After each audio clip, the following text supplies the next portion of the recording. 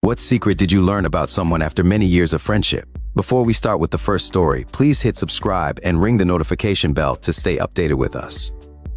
Story 1. I was on a team in high school for 4 years, got pretty close with the other girls on the team, and we all hung out all of the time. We decided to go bowling together, and one of these girls, who we had spent hours a week with for years and talked about everything under the sun with, showed up with her own shoes, gloves, bag, and bowling ball and crushed us all with a near professional score. She had never mentioned bowling to any of us, even once, even when we were making plans to go bowling. Story 2. My ex-BF had a close friend who we weren't all aware had been a competition league bowler at one point. I wasn't there for this, but my ex and his buddies went to a local bowling alley for beer and to play a game one night. Their buddy got loosey-goosey and began busting out some of his bowling tricks, and it caused a small crowd to come watch. This girl in the crowd pushed him aside and began outdoing all of his tricks. If he did a spin and shot the ball between his legs, she'd do 2 spins and shoot the ball between her legs backwards, that sort of thing. Yeah, they've been married for almost a decade now. Story 3. When my best friend died, I learned that I never knew her at all. She was a pathological liar. She had told me that she was born in New Zealand and moved to the US when she was 2. Nope, born and raised in New Jersey. She told me her middle name was different than on her obituary. The craziest lie was that she had a younger sister that was hit by a car as a toddler and died. She had a tattoo of roses that she swore was for her little sister.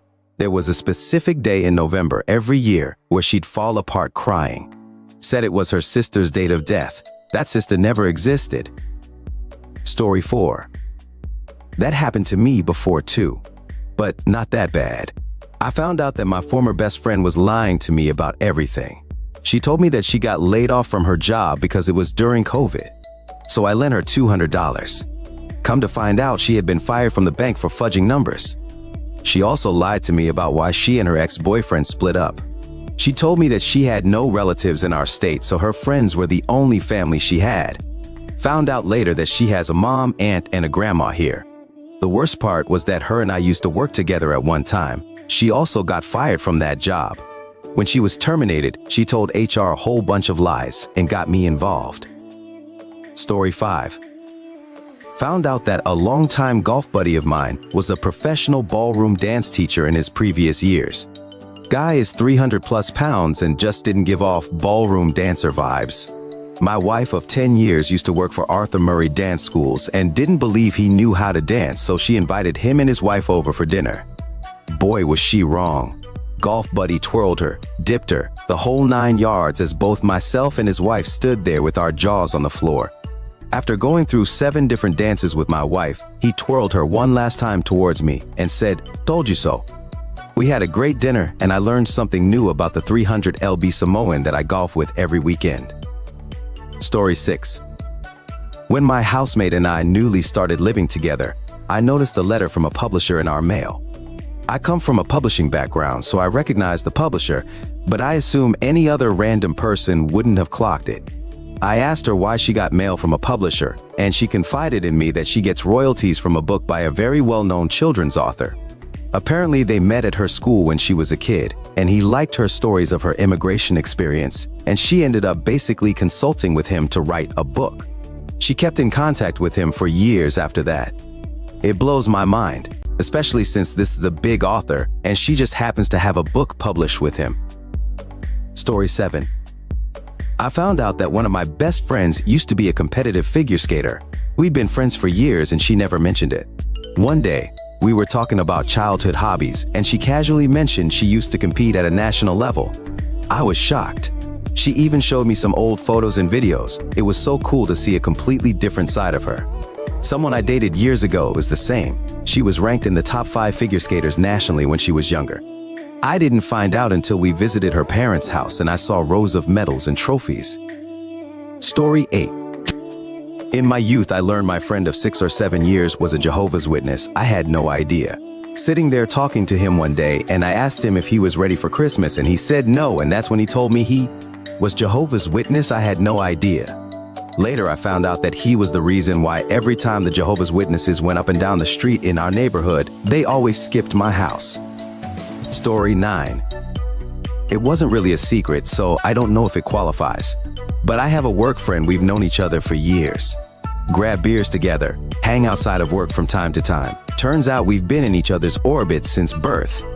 He mentioned his mom knowing someone I knew via my mom. We started going through contacts. We'd attended the same schools, just different classes that never blended. His brother dated my cousin's best friend. We'd worked for the same companies, just a mix of one of coming in as the other was leaving, or the company was big enough for paths to never cross. We'd lived in the same neighborhoods multiple times. We had the same favorite restaurant in one place. We just had different regular days to go. Story 10. I had a similar but different instance with a friend. We became friends in high school. We've been friends for about 2 years before my father ever met this friend. Immediately upon meeting, my father, very seriously and stone-faced, goes, "Michael, how's your mother?" My friend Mike goes, "She's off her rocker as usual." "How have you been?" My father says, "Much better nowadays," grabs my shoulder and tells me to follow him. Proceeds to ask me how I know Mike. Then explains that he used to watch Mike often when we were younger because Mike's mom was best friends with his psycho ex-girlfriend. Evidently, we had played together multiple times whenever it was Dad's weekend, and he was watching Mike, as well as his ex's kids. I remembered the ex's kids, but don't remember Mike at all. We stayed friends for a few years after high school, but life took us separate ways.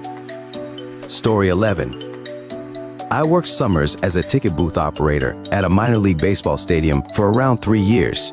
The owner was this really nice old guy, mid to late 80s, who always showed up in a wheelchair being walked by his daughter.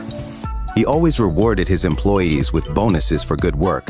He even gave me $300 once for helping cash out one of his close childhood friends.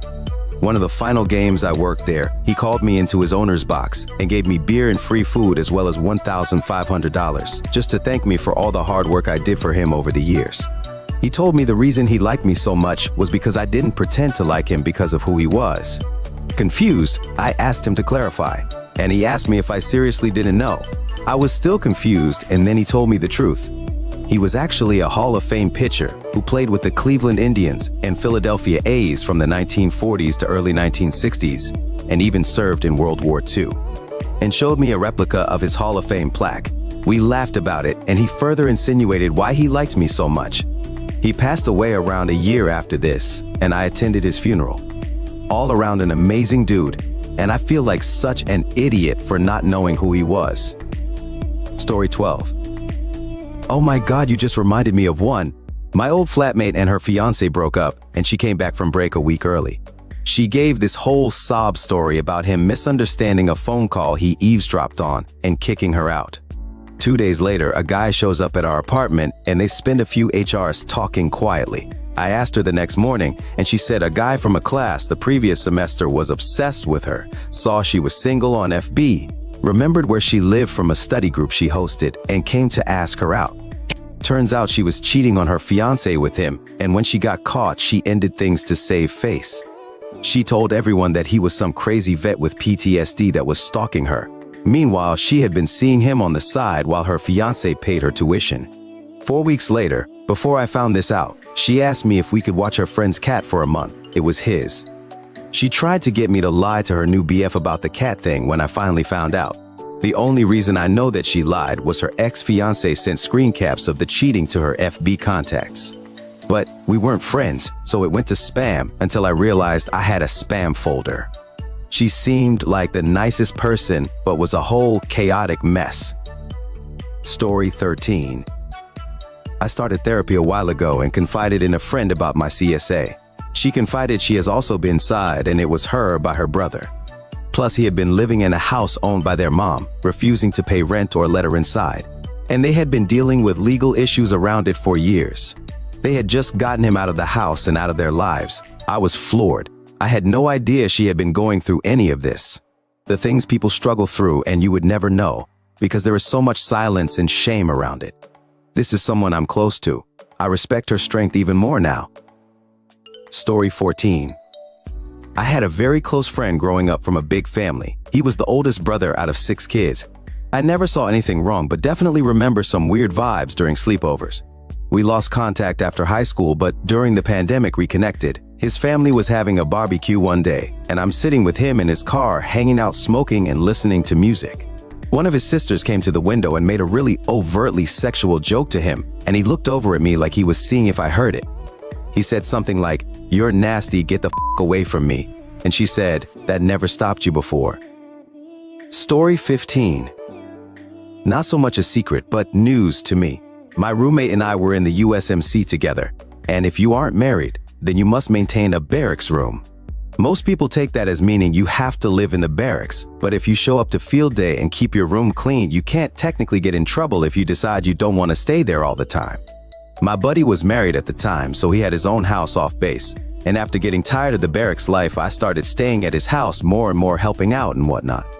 We were definitely friends, always had each other's backs, and had similar humor, really growing close, getting into each other's hobbies. Well, one day, almost out of the blue, his wife leaves him to find herself, which is pretty f***ed as they had a child together. So, Buddy is now single and back in the barracks, almost ready to EAs, basically get out of the USMC, so he lets his now ex-wife have custody for a few months back in their home state, so he can get together to presumably work. Out of custody deal. Nothing too notable happens. We have a sending-off party for him, and he heads back home. I spend another like 6 months to maybe a year still in. I'm pretty bad when it comes to keeping in touch with people, so I figure he probably feels a little betrayed I didn't reach out a whole lot during that time. I get out and move in with my parents. I save quite a bit of money not having a car, mostly living in the barracks and eating at the chow hall, so I take a year off. Spent time with my family. Didn't have any friends really, when my buddy starts reaching out. Every few months or so, he'd say stuff like, "There's a really good job here. You wouldn't have to rent a place, you could stay with me." I could stay there rent-free if I looked after his kid. At this point, he had him every other week. "Another job opportunity. You should just visit so we can hang out or whatever."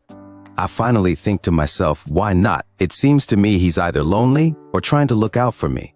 So fly out, see his house, and boom, pandemic shuts down airports and I don't have a car. So basically become a live-in nanny. But it's not so bad, we're having fun and have each other's backs again.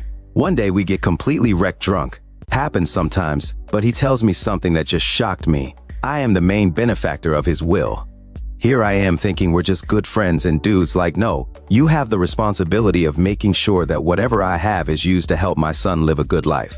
That hit me right in the feels.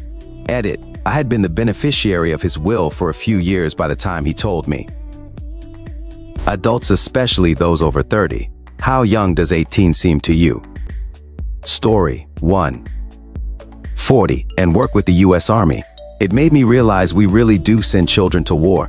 Some of these kids look like they barely started shaving. I might get bad for this, but I think sending them off to colleges right after high school is crazy to me. For those who do go, you're still kind of sheltered up until at least 24. They're babies being thrown into their final stages, asked to hurry up and choose what you want to be for the rest of your life. There should be a pre-K, but for colleges, haha. I see these kids struggle and then choose something easy that'll get the out there the fastest, but screws them over in the long run. 'Cause it turns out they can't use that degree for anything good. Story 2. It's weird. I can have an adult intellectual conversation with someone that young, that suddenly shifts into a different conversation in which I'm concerned about their basic well-being and feel the need to give them food. I'm a college professor, and this is exactly how I feel about my students. We'll have a great nuanced discussion about course content. Then I overhear them trying to figure out how to iron a shirt, or they tell me their parents called them to wake them up every morning, and I can't believe they're the same people. Story 3. 38 here. When I was 18, I thought I was an adult, but now I know I really wasn't. I was absolutely still a kid, just one who could buy cigarettes and vote. Agreed, this is so precisely worded. I thought the same, that I was an adult at 18, and while I had some adult responsibilities, it pales in comparison to the 38-year-old me. Man, to be 18 again, working at Radio Shack with my only bill being my Verizon flip phone cell bill. The secret is, you never really feel like an adult. When I was 18, I thought I was, then again at 20, then again after getting a proper job at 23, then again at 25, etc. at 40. I feel behind other people my age who are married, have houses, etc. Story 4. Someone who is 18 is just an elder child who has yet to experience 99.9% of what being an adult is actually about. I beg to differ. It's not like every single 18-yo has yet to experience 99.9% of what being an adult is, because after all, we are all individuals, and as individuals, each of our experiences are certainly very different from each other's. Some kids have experienced the harshness of life at a young age and have had to mature really fast to be able to adapt to their circumstances, just as there are 30-year-olds that act like literal children because their life experiences never gave them any room to grow and mature as a person. I feel the need to clarify this because a lot of people like to generalize, and I find that kind of behavior to be very harmful, especially when it comes to talking about other people, because then we start stigmatizing them just because they belong to a certain demographic, when in reality, things are really more complex than that. Story 5. 35 here. 18-year-olds have this kind of fresh glow to their skin, like a baby still. Didn't ever really see it until more recently. Mentally, they vary a lot. Some act like they are 13, some act more like late 22nds. I think once they're adults, their maturity starts to look like a probability distribution. You'll have 25-yo still with their parents at home with no jobs acting like how you'd think a 16-yo act. And then you'll have 18-yo who moved out 800 kilometers away, have a job, take care of their home, goes out places, invest in their retirement savings, etc., gathering more experience in a year than that 25-yo gathered in 7. Story 6.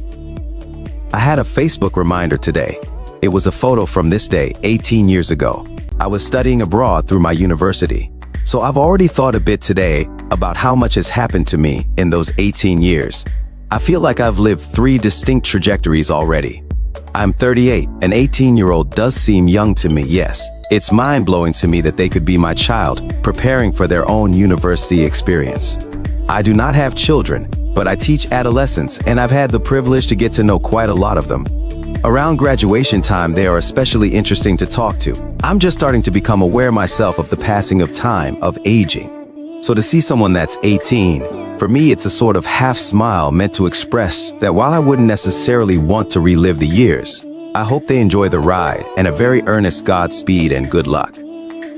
Story 7. 35 here. 18 is pretty young, but it honestly varies depending on the person. Some people are very mature at 18, and some people still act very immature. It's the cusp between adolescence and adulthood, and the person is starting to learn adult things. But they don't know everything yet, and that's fine. They'll learn it gradually over the next few years. For example, when I was 21, I lived away from my parents for the first time, and my mom had to remind me to call the electric company to put the account in my name. I had no idea that was a thing. I knew that a person had to pay the electricity bill, but I thought it would be automatically registered when you signed a lease. Story 8. I spent several years teaching and mentoring kids 8 to 18. I'm nearly 32. You're still just a kid if you're 18. Until you're 21, and very well adjusted and making it on your own, you still seem like a kid to me. I was the same age or older than some students' parents. You can be the smartest 18-year-old on the planet, but to me you're just a kid, and it's my duty to protect you, not be your pal. Guys in their mid-20 seconds to 30 seconds, 40 seconds onward trying to date 18, 19-year-olds just give me the creeps. That's a child, sir. Story 9. I'm 56. An 18-year-old is a child who just got the job of learning how to be an adult. They still need tons of support from their family or another source. The military is very versed in supplying father figures and very aware of how important that role is. Colleges provide a structured environment where young adults can ease into adult responsibilities and experiences while still having room and board taken care of, and bills happening in big chunks every once in a while rather than tons of them every month. 18 is hopefully the beginning of a span of a few years of rapid personal growth and the expansion of their worldview and types of experiences. It's exciting and thrilling and fun, but kind of in a way that won't be accessible when they are an experienced adult. The idea that some 18-year-olds have to go out in the world without safety nets is horrifying and sad. Story 10. It's an adult with relapses into childhood.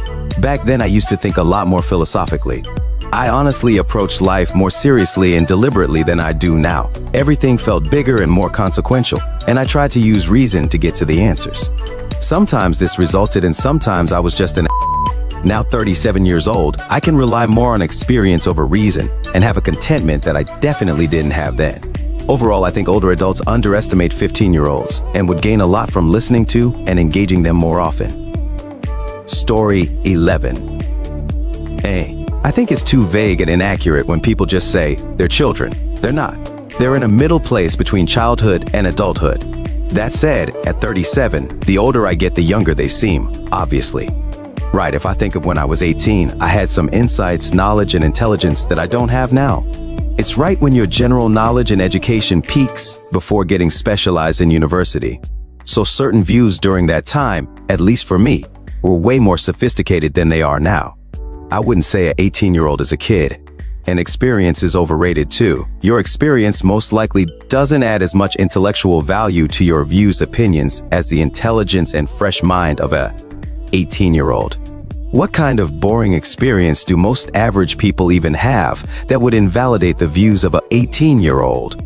Their opinions and views are being way too undervalued and not taken seriously here for some reason. The one thing an older person might have an edge over such a young person is having built a strong character that was based on thinking certain philosophies through to the end. That and the biological aspect when your consciousness matures around early to mid-20 feet. Most people probably judge 18-year-olds by their looks. I cannot deny that they look very young to me. More like a child than a grown-up. Story 12. As a 16-year-old, thank you for this.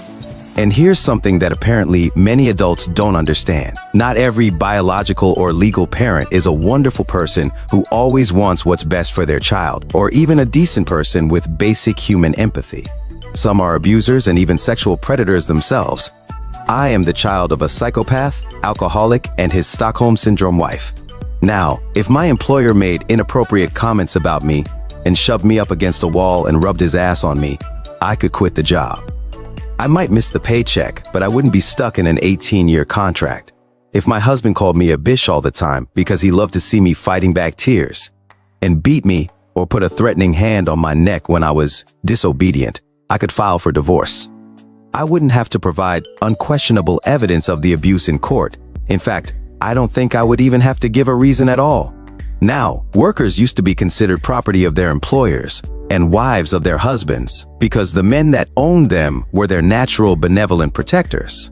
It took massive movements to realize the vision of accountability for the abusers and rights for the underlings so that they wouldn't be trapped in bad situations. Yet these rights extend only to legal adults. And why is that? Oh, because I'm just a child and I don't know what's best for me, but my parents do. Story 13. I think it's not as much about being intelligent or anything like that. It's more about experiencing having to carry a burden on your shoulders. The bill in your name, especially the ones with huge debt behind them. Being responsible for a kid, making life-altering decisions and having to live with the consequences. It also seems like your life becomes more narrow, if that makes sense. People rely on you. You can't just live somewhere else or follow all of your fun hobbies. Seeing how carefree most 18-year-olds are, how idealistic but also shielded and naive they are, makes you realize how long and hard the road has been to get here. 35 BTW with 2 young kids. Story 14. 18 is a baby adult. They know nothing while thinking they know everything. I have been there, done that, and earned some wisdom along the way. I am 38 now. ETA, it takes about 10 more years past 18 to go from baby adult to full-fledged adult. Those 10 years, you learn a heck of a lot, like how to manage yourself, life, a job, finances, a house, potentially a relationship, and even kids. A lot is learned in 10 years that you don't get to learn until you hit the baby adult stage. It is no different than a baby though. You have to walk before you run, or learn how to save money and budget before you can buy a house or rent a place. You have to have crummy jobs to get the good jobs, things of that nature. Not everyone takes the same path. Some skip parts, but the time it takes to gain wisdom is about the same. You have to get out and let life knock some sense into you, and you can only acquire that with time and getting out from under your parents. Story 15. I am 32 years old, work with pretty much exclusively 16 to 23-year-olds. It's easy to talk to them, and at times easy to forget they're new to the planet still and that we're far apart in age, not because they're profoundly. intelligent or anything, but just because they're a whole thinking, talking human being that I'm able to have prolonged mutual conversations with about mutual interests and experiences. The divide becomes apparent when they talk about music, the way their parents parent, romance, and the like. The music is terrible and doesn't seem like it has any rhythm or melody, like it's just synths and drum kits with some cliche, highly auto-tuned mumbling, yet they know every word. Their parents coddle them and hover parents so hard that I've heard tales of moms calling their adult child asking why they were running because they were tracking them by GPS. And things like new cars are granted from their parents, and romance seems more like a game for them to nab whoever comes with the most status, whether it be a model for the young guys or a millionaire for the young girls. Oh, also, tacking on the fact that I've hardly heard any real careers being pursued by any of them, it's all either aspirations of becoming an Instagram model, YouTuber, or TikToker. And the fallback is marrying rich. Otherwise, it feels normal socializing with them for the most part, and it's as fun as it is funny to slip in, "I did that when I was younger" stories, because to them we're just old and boring. It's just those few instances I have to look at them real hard and be like, they're being completely serious. It can feel so organic to mingle with 18-ish-year-olds still, especially when they're keeping up with dense subject matter, but that feeling vanishes here and there when they drop the fact they can't read an analog clock. Casino workers, what is the saddest thing you've seen? Story 1. Way too many in 10 years of dealing table games. I've seen people lose a lot of money until they cried at my table. People sitting at machines and being there the next day I came to work smelling like actual A regular always brought her disabled kid in a wheelchair and put them next to her while she gambled for almost a day each time. I had a guy who clearly had dementia at my table, and even with complaints they still allowed him to play. He could barely make hand signals and kept forgetting we were in the middle of hands. It didn't help that he was tipping the beverage server well, so he got massively overserved alcohol. Reports on these people should have made it so they couldn't continue doing this stuff, but it never actually changed. The worst was a few tables away from me, a guy's girlfriend was trying to get him to leave, and he got so pissed, he tried to choke her to death right at the table. He ran from security into the woods behind the casino and himself. Story 2. I worked at a casino over a decade ago, but here's mine. Somebody won a small jackpot, something like $2,000. When checking her ID for tax paperwork, it was discovered that she had put herself on the state's problem gambler self-exclusion list, which meant the casino was obligated to remove her from the building without paying. She wouldn't have been allowed in the building if she had been recognized. While double-checking, the manager downloaded an updated list. We auto-checked against a local copy that was sometimes a few days out of date, and it showed that she had removed herself from the list with sufficient notice, so the jackpot was paid out. She proceeded to put every penny of the jackpot back into the slot machine, and also made a couple visits to the ATM. And at the end of her stay, she asked the cashiers if she could be put back on the self-exclusion list. Story 3. My first December working in the casino I'm still at, I was on a blackjack table, and a guy sits down and drops $2,565 on the table and tells the dealer, "My family's about to have a great Christmas," or "No Christmases." 20 minutes later it's gone, and he asked the dealer if she's happy with herself and how well the casino has to be paying her. Never saw the guy again. Our casino is 95% repeat customers, so I wouldn't be surprised if that actually was his Christmas money. Story 4. Ex-casino worker here. I saw way too many people spend ridiculous amounts of money on gambling. I've seen little kids asleep in chairs outside the casino floor because their parents were busy gambling. A gentleman had a heart attack at a poker table, and other gamblers were pissed because we had to stop the game so EMS could come. Saddest one, though, was a lady who wanted to cash a check made out to the electric company. She wanted to know if she could scratch out the company name and write in the casino name. I told her we could not do that. Story 5. I'm not a casino worker. I was at a bar on the casino floor, and an elderly man in a suit and hat sat down a few seats over and started talking to the bartender. They made small talk, and then he mentioned that his wife of 50 years had died of cancer a few weeks beforehand. He said they never had kids and not many friends, so he took all the savings they had and came to Vegas to have some fun until the money runs out. Then I'll be going home to be with my wife. Bartender never followed up on it, but just kinda let him drink. I just awkwardly kept scrolling on my phone. What do you even say to that? Story 6. We had a roulette and blackjack table room that joined with a nightclub I worked in. There was this guy who spent more money than I made in 2 months in just a few hours. He wasn't drunk. I tried to get him to stop playing. He was the only player at the table. But he just said he is lonely, and playing blackjack was the only thing that made him feel okay. He was far away from home, I think he was Russian, and just really sad. It was tough to watch. His face looked just as vacant when he left as when he started playing. So sad.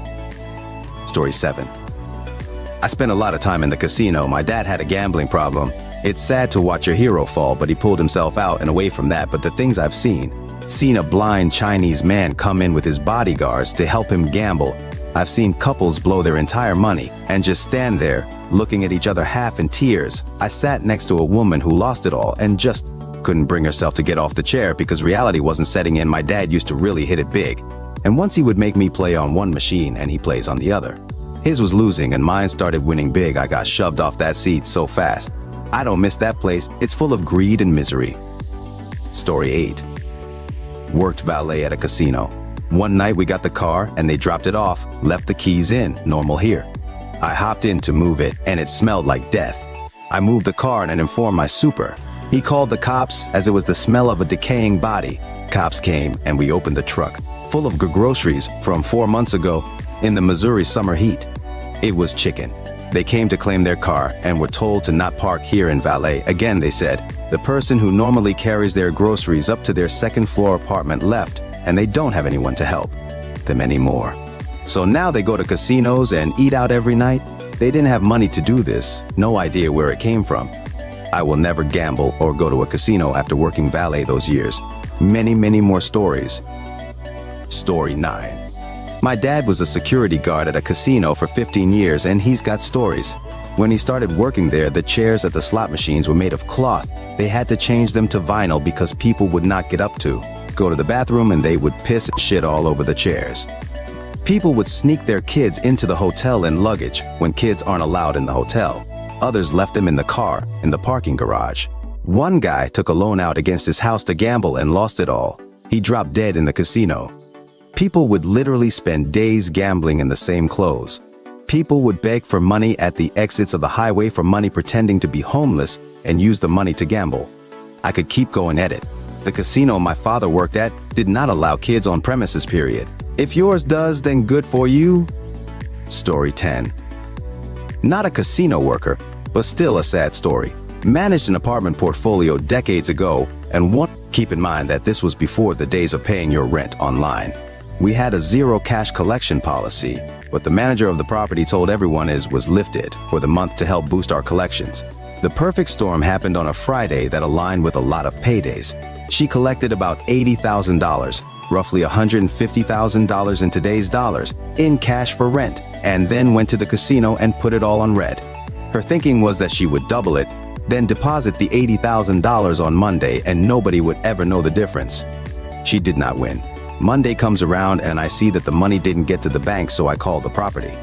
Nobody has seen the manager. Alarm bells immediately ring in my head. I fly to Vegas. We eventually found her at some dude's house and called the police.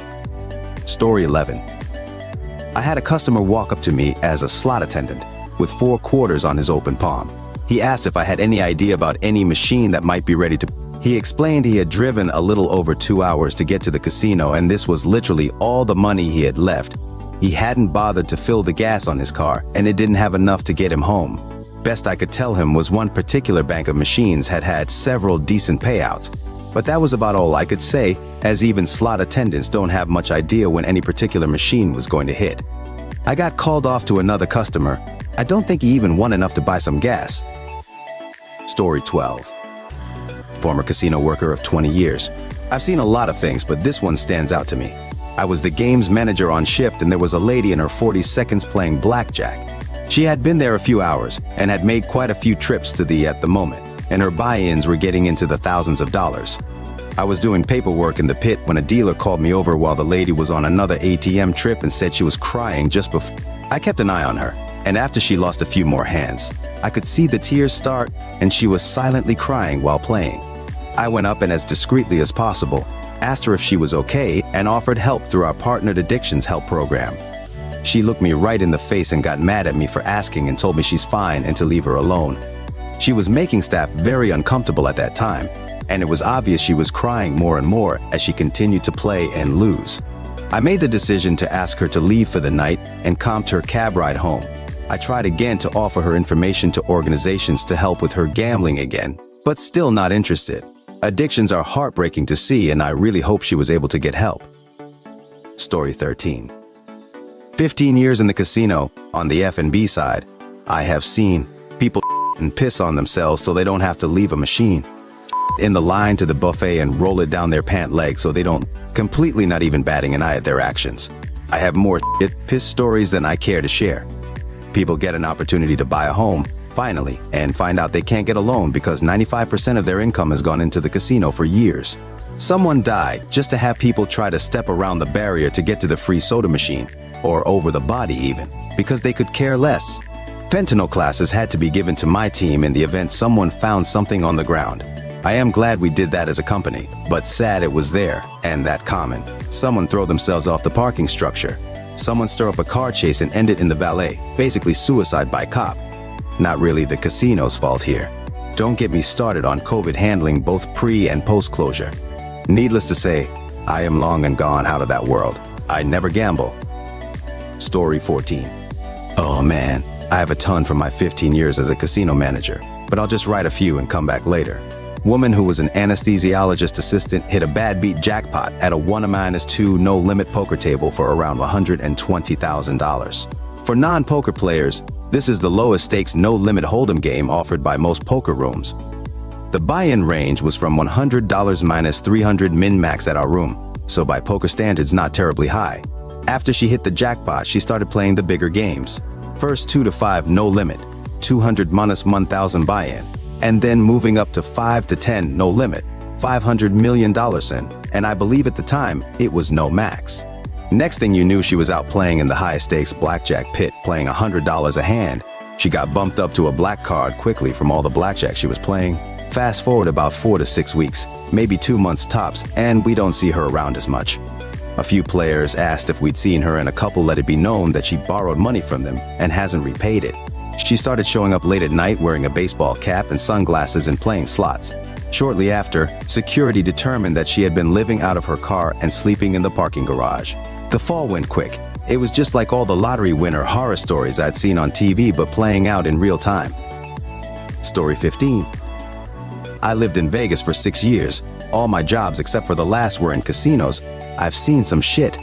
The tamest is at my first job we didn't work directly for the hotel, just leased space there so we could cash our paychecks at the cage. One payday, one of my co-workers cashes his check on a break, hits the tables on his way back, comes back 20 minutes later having lost it all. And this wasn't minimum wage either, it was a tattoo shop and he was an artist, so we're talking a check for thousands of dollars. He just laughed, and at least waiting a couple weeks to do it again. Second job, not gambling related, but I worked at a nightclub in one of the casinos. Some girl in line to get in the club was already drunk off her ass and popped a squat and pissed and right there in line. Like, full-on diarrhea all over. Third job was for a casino downtown. I would start my day walking the property, including the casino floor, and end it that way as well.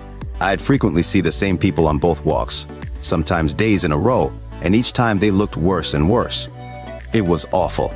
Edit. This was secondhand, but it comes from my last non-casino job, driving for Uber Lyft. Picked up friendly older guy, I don't remember where I took him, but I think he was local.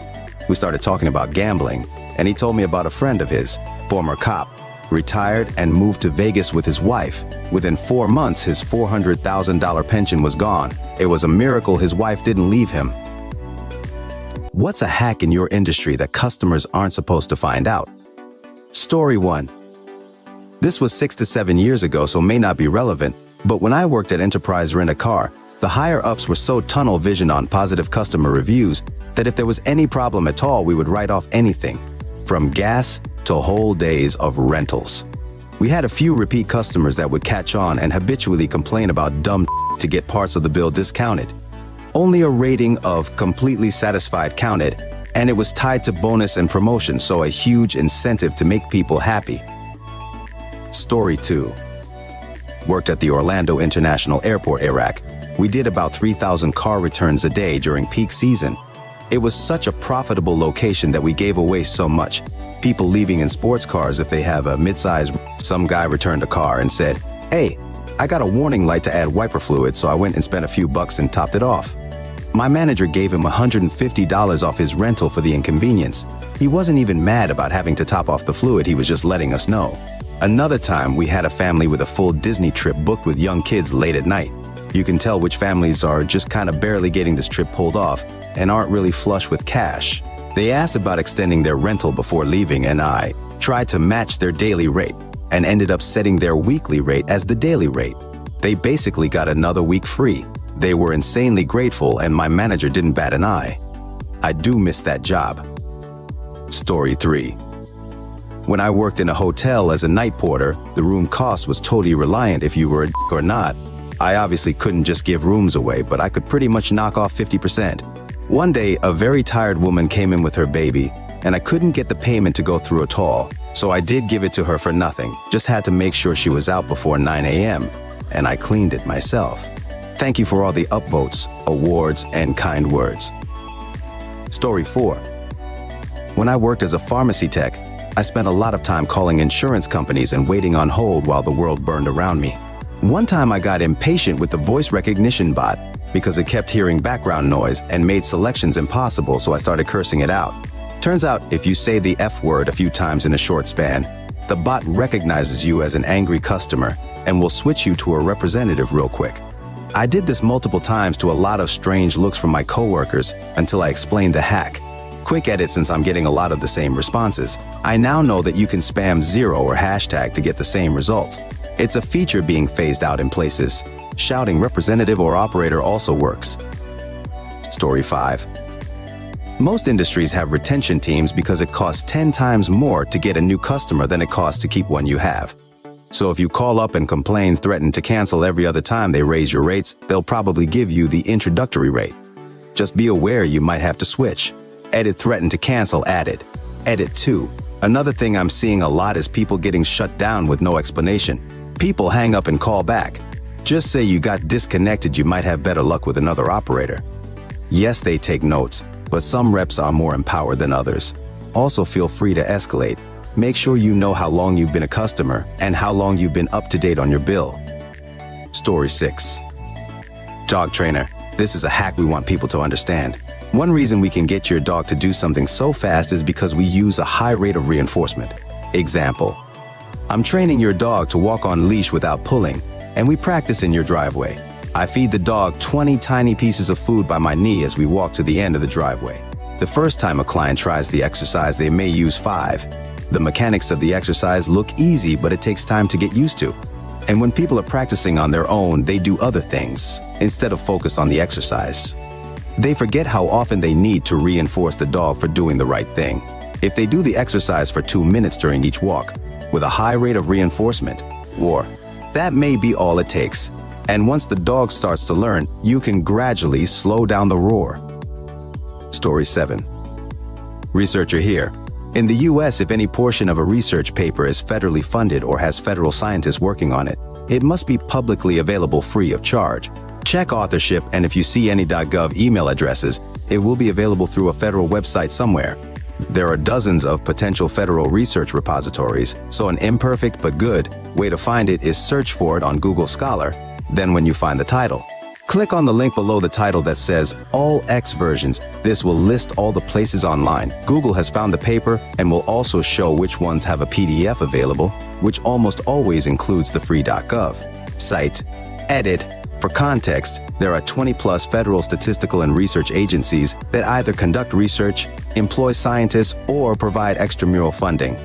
Some of them are very significant, if not the most significant, sources of research in their individual fields. Some fields that I know have a ton of federal involvement are anything related to health, ecology, conservation, natural resources, earth and atmospheric sciences, and agriculture. But the federal research sphere touches everything. Story 8. Computer engineer here. We ship so many products that have broken features. The product is fused at the factory to disable features that just didn't bake fully before we needed to ship. Every product I ever worked on has a half dozen bugs that we could have fixed if only we had more time and money. Eventually, you have to say, it's good enough, and ship something to make money. Story 9. Bartender here. If you're at an event with an open bar or something similar, tip $20 cash on your first drink and introduce yourself to your bartender, if it isn't crazy busy. Give them the cash and say some variation on, "Hey X, good to meet you. My name's Mike. I'm going to be drinking your drink order all night. Thanks for taking care of us at this event. Guarantees good service, skipping the line, etc." Story 10. I work for an airline. I manage the development of the system our call center agents use. Please and thank you will unlock magical doors of help when you're on the phone with the agents or are at the airport dealing with airport staff. Simple politeness no longer seems to exist. I've shadowed agents to understand how they use what my teams develop, and I can count on two hands in the 150 to 200 calls I've listened into over the last year, where the caller was polite and acted decently towards the other, human, on the other end of the line. Story 11. Former local journalist here. If you want to know something about your town, or pretty much anything locally, or find something hinky that you want investigated, just call or email them and ask, "What's happening with that insert weird item in city budget? Shut down rogue cop who got fired," when I was off deadline. I actually loved fielding these questions. They were mainly from old people, and pretty much worked as customer service for the city a lot. I directed people to local programs that would help them. I confirmed the start and proposed end dates of construction, and I told people what companies had pulled permits to build that new restaurant on Main Street. Local journalists have a wealth of knowledge in all departments of what is going on in your city, because they drift between one or the other frequently, and we ask the other reporters in the cubicle next to us too. They're your tour guides, social workers, watchdogs, and public defenders if you just ask them. They aren't doing it for the money, cries and past due bills, they're doing it for the love of their community. They all really embrace the localism aesthetic. I guess this is sort of a not supposed to find out thing, because if everyone did it, they'd never get their other work done. Story 12. We cannot post a lower price anywhere, because if it's discovered that we do, we will be removed from the platforms. Tour companies like mine will jump to give you a 10 to 15% discount if you call us and mention you are looking to book via Viator, TripAdvisor, or Expedia.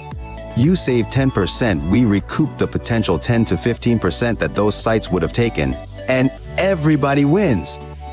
Story 13. If you know you're shipping something within a few hours drive of you, always pay for the cheaper shipping option. The premium shipping option is just a markup if you know you're sending something close by. It will arrive the same day regardless. I work at the post office. This is mostly true, but only if you have your own box packing material. Let's say you're sending something in state, but don't have a box to send it. The lowest rate for a medium weight package could be $10 if you send it ground, and it will be there in 2 days. However, you will need a box to ship it in, and the box can cost you $3 minus $4, so the total will be $13, maybe $14. If you send an in-state package priority flat rate in this situation, you'll pay $18, regardless of how far it's going, and it will also take 2 days. So that's a no. However, we have priority variable rate boxes that are based on weight and distance, and this could cost you $12. And because it's priority, the boxes are free, meaning you actually save money sending it priority. If you have a post office that isn't crazy busy, the best way to ship unboxed items is to bring your stuff to the counter, give them a zip code, and let them weigh it out. The weight, distance, and packing materials needed will determine the least expensive way to ship. There are many situations where going non-flat rate priority is cheaper than ground because you get free boxes and packing. Tape. Edit. As many people have noted, you will know if your post office is crazy busy, has bad staff, or if it just plain sucks. This happens. My advice works in good post offices. I swear good post offices exist, and we want to help you with your packages. Story 14. In medicine, if you tell your primary that your previous PCP ordered a test, gave you a medication, placed a referral, etc., and that you need to have it re-prescribed, ordered again, you can get your primary to order, or at least consider ordering near anything, at least if it's not a controlled substance or an expensive, unusual diagnostic study. The problem is that offices absolutely suck at transferring their records to each other, and confirming that story takes a huge amount of time. For example, if you have knee pain and tell me that your primary diagnosed you with a specific knee issue years back, and that you went to PT and it felt better last time, and I'm sitting in your chart not able to find any record of that, will I spend 10+ minutes of time trying to hunt down previous records to confirm this history? Obtain reports from physical therapy about the specific exercises you were doing and any imaging studies you had and whatever else. Will I have you come in for what, as far as I can tell, is an appointment to reassess a known diagnosis that someone else already appropriately diagnosed and treated? Or will I click a button that takes 5 seconds to get you the appointment with PT that you want that solved your issue last time, completely unaware that the history I was given was completely fabricated? The reality for something benign like a visit to PT is that there's just not enough time to do anything besides send that order and move on. Story 15. Don't buy the first or last year of a car. First year, they're still working out the bugs in the manufacturing process, and the last year, they're focused on getting the new model processes working and less attention on the outgoing model. The very best year is the mid-cycle refresh. Processes should be stable by then, and the refreshed exterior are such minor tweaks from a manufacturing perspective, it's not affecting quality, and as a perk, it usually looks better than the original. Former automotive body process engineer. Edit. I'm getting asked a lot as to why the last year would be bad. Yes, the large problems have been worked out, but in manufacturing there will always be variability that is monitored and either adjusted where the part is made. The parts themselves or the assembly jig to keep things within. Imagine you have playing cards and you have 3 buddies with hole punches making a hole in the same spot in each card individually with different suppliers and equipment, and you have a time limit on how long it takes to make their punch. Over time, I'll guarantee even with a jig they will start to vary. Punch gets worn out. Your card vendor this week sent cardstock that's slightly thicker than the other's. Humidity at friend 3's location caused the cards to swell. In a model change year, the folks that monitor and adjust for variability have tasks for the new model that takes their full attention away from the current model and splits it up. They're still the same highly qualified people as they were yesterday, but they're being pulled in more directions now. Where I worked, we had one ultra-accurate scanner to measure the entire body to find variability. Guess who got priority on the table? I've got 3 portable units to measure smaller parts out on the floor. One's at a vendor location tracking down a supplier problem. The other is figuring out why an 8A pillar inner panel in the new model is twisted, and I get the one to figure out why the tranny dog leg on the outer panel doesn't align well with the striker plate. Anyhow, that's why the last year should be avoided in most cases. These are all generalizations that always have an exception or 3. Alright folks, that's a wrap. If you like this, please hit the thumbs up and subscribe to the channel. You can also share your thoughts in the comment below.